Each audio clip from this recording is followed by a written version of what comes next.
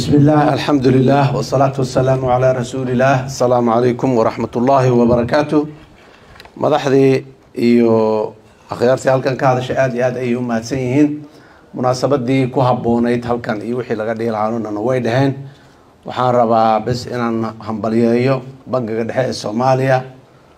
oo ka soo baxay caasimadii iyo xaruntii dawladda federaalka ah ee bilaabay inuu u adeego dawlad goboleedyada dalkan maadaama uu federaal noqday. Bangiga dhexe xarumo badan iyo branches badan kuma lahaan jirin dalka intiisa kale. bangiga ganacsiga kaydka Soomaaliyeed ayaa ka shaqeyn jiray gobolada iyo degmooyinka qaarkood iyo laakiin bangiga dhexe xarunta Muqdisho iyo habeynta arrimaha national monetary system iskeedii waxa uu ka shaqeyn jiray laakiin duruuftu way isbedeshay hadda dalkii nidaamka federaalka ka dhaqan galay in marka adeegii Muqdisho la soo dhaweeyo oo dadka loo soo dhaweeyo meelaha maxaan ku yiraahdo oo xarumaha ayaa siyaasadda cusub iyo nidaamka federaalkuba ay nafarayaan. Marka waa aad iyo aad ayaan ugu hambaliyeynayaa bangiga dhexe horumarka uu sameeyay. Sidoo kale waxaan aad iyo aad ugu hambaliyeynayaa dawladda Galmudug ee ku guuleysatay iyadu in ay fududeyso oo ay noqoto dawlad goboleedkii ugu horeeyay ee branchiga bangiga dhexe laga furo. Runtii iskama iman bangiga dhexena ma kala jeclaa dawlad goboleedyada dalka meeshii ay amuurtiisu ka fududahay dadkii wada shaqeyn u muujiyo dadkii maxaan ku raadaay ay ku soo hormartaa meelaha qaarkood inkastoo ciriiriyaal badan ay ka jiraan haddana dawladda Galmudug waxaan ku hambaliyeynayaa aan ku bogaadinayaa ku dhiirigelinayaa furfurnaanta iyo soo dhaweynta iyo hawl dawladeed loo dhaqaaq hadii la yiraahdo arrimaha federaalka iyo arrimaha dawladda dhexe iyo arrimaha qaranka sida ay qaybtooda inay u qaataan mar walba ay ugu taagan yihiin. Laanta bangiga dhexe ee laga furay magaalada Dhuusamareeb horumarka Galmudug inay wax weyn ku soo kordhin doonto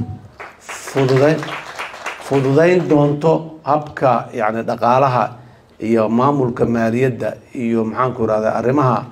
fiskalka inay aad iyo aad uga fududeyn doonto halkan oo ay u sahli doonto ugu yaraan waa inta ugu yar lacagtii xamar inta lagu shubo xamar laga soo hadana bedelo bangi ganacsi loo bedelo bangi uu ka waxay in ay xamar u baahnaaneyn halkan ay u taalo lacagtooda immediately markay systemka soo gashaba inay halkan u taalo oo ay access ama ay u dhow yihiin waqti kasta ay isticmaali karaan halkii maalmo kale ay qaadan lahayd ama usbuuc ama marka qaarkood in xagga xamar laga soo fududay. Intaas kadib mar kale waxaan aad iyo aad u bogaadinayaa dadka reer Galmudug iyo dawladooda hogaankooda sida ay ugu heelan yihiin in dalka laga xoreeyo khawaarijta meelaha yaryarka oo dawlad goboleedkan Galmudug ka tirsan ay ku hareen iyo dalka intiisa kaleba. Face koobaad la dagaalanka khawaarijta waa gabagabo maraya. Galmudugna meeshii albaabkii la soo xirayay meeshii u dambeysay albaabka laga soo oodayay iyaduna inay noqotana waa fursad kale oo taariikhi ah iyadana insha Allah wayna noqonaysaa hadii la yiraahdo. Waxaan rabaa halkan uga jeedinayaa baaq dhammaan dawlad goboleedyada iyo shacabka Soomaaliyeed meel kastoo ay joogaan qodobka koowaad horta inay u istaagaan xoreynta dalka oo wax walba miftaax u ah dalka in khawaarijta laga xoreeyo oo dal madax bannaan oo khawaarijta ka madax bannaan oo dawladdiisa dhexe iyo dawladooda dhexe iyo dawladahooda deegaaneed ee dawlad goboleedyadu ay ka fiiriyaan la xisaabtamaan markaas. hadda cudurdaar yar la haystaa in lagu gabado waxa meeshii khawaarijtii haysatay managa wax gaarsiin karnaa la yiraahdo. haddii laakiin shacabka Soomaaliyeed oo aad khawaarijta iska saartaan cudurdaar heli mayso dawlad goboleedkan cudurdaar heli ma dawladda dhexna heli mayso oo sabab uga gaari waayo adeegyadii ay u baahnayeen dadkaas intii mar walba la kari karo oo mar walba la gaari karo. laakiin sida hadda deegaanadan oo aan muddo 10 sano ah aan iskuul laga furin laga dhiganin oo aan dugsi quraan laga dhiganin oo bar caafimaad oo caruurta lagu talaalo aan lahayn oo hooyada xaamilada meel ay ku umusho aan lahayn oo biyo nadiif oo lacab aan lahayn qaarkood ay barkada iyo biyo la soo dhaamiyay iyo ay waxaasi waa nolol qadiima oo aad iyo aad aanay fursadana duruufta nimankan khawaarijta ay abuureen aan baday mooyaane nama badin ilaahay nama badin oo dal nimca iyo khayr iyo wanaag ayuuna dejiyey dalkeena nama badin oo waaba khayraadkaas iyo wanaaggaas aan sheegayno uu leeyahay khawaarijta ayaana baday oo ay sababta u tahayna annaga dadkeena maantana waan aragnay dadku markay dhahaan maya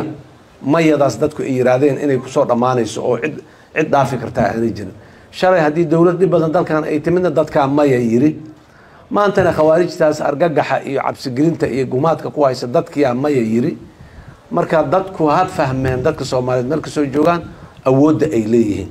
ida shacbu yawmun araada alxaya soo ma ahayn muxuu ahay shicirki muxuu ahay ninkii carabka uu tiriyay yani haddaad go-aan gaarto dadku hadday go-aan gaaraan maaha farqi qof maaha dadku hadday inta tashadaan go-aan gaaraan oo ay yiraahdaan dhibkaan iska qaadno waa la hubaa dhibkaas inuu qaadmayo haddii ay go-aan gaaraan ay haddana ku gaaraan wanaaggaas aan gaarno aan hiigsanane waa la hubaa inay maxaan ku irahday hiigsanayaan oo ay gaarayaan waxaan rabnaa dadka reer galmudug eedo badan ay qabaan oo taariikhdii dhaweyd maaha tii hore qadiimkeed xorriyadoon iyo dowlad dhisid iyo magac hore waa u leeyihiin laakiin taariikhdii dambe dhaweydna eedo kale qabaan ayagu isuma haystaan laakiin dadka Soomaaliyeed in badan oo kamid ah waxaan rajaynaynaa ammaan badanna inaad muxuu ahay kasbataan oo aad dhamaystirtaan wax yarka ee khawaarijta dalka ku haray walaalaha kale Soomaaliyeed ee deegaanadooda wali ay ku harsan yihiin hadba intii aad kartaan iyo intii ayagu idinka codsadaan inaad garab siisaan oo garab istaagtaan oo maxaan ku irahday dalkii khawaarijta laga xoreeyo mar kale waxaan bogaadinayaa hambalyeynayaa hoggaanka gudoomiyaha gudoomiye ku-xigeenka iyo madaxda bangiga dhexe ee Soomaaliya bangiga dhexe Soomaaliya wuu furnaa muddo dheer wuu furnaa gaar ahaan intii haddaan ka soo qaadano muddadii oo ku meel gaarka aan ka baxnay labadii teerama hore la soo dhaafay iyo teeramkan la isku daro bangiga dhexe waa furnaa waa shaqeynayay switchkooda uu lahaa electronic transfer waa lahaa correspondence bank waa shaqeynayay laakiin haddana ma gaarin in uu soo gudbo oo soo tallaabsado oo xamar ka soo baxo oo ugu horreyntii dhuusamareeb yimaado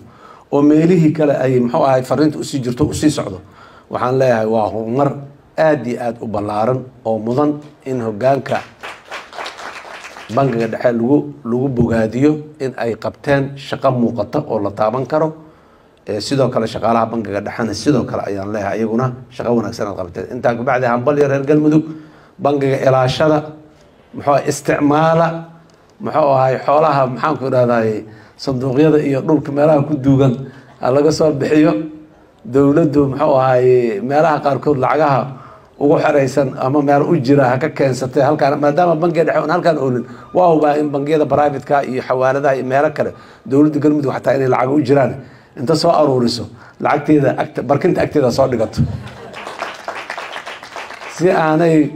bangi xamar ku yaallaa kacay ama waxaasma wixiina waa lagu waayay aanba loo dhihinba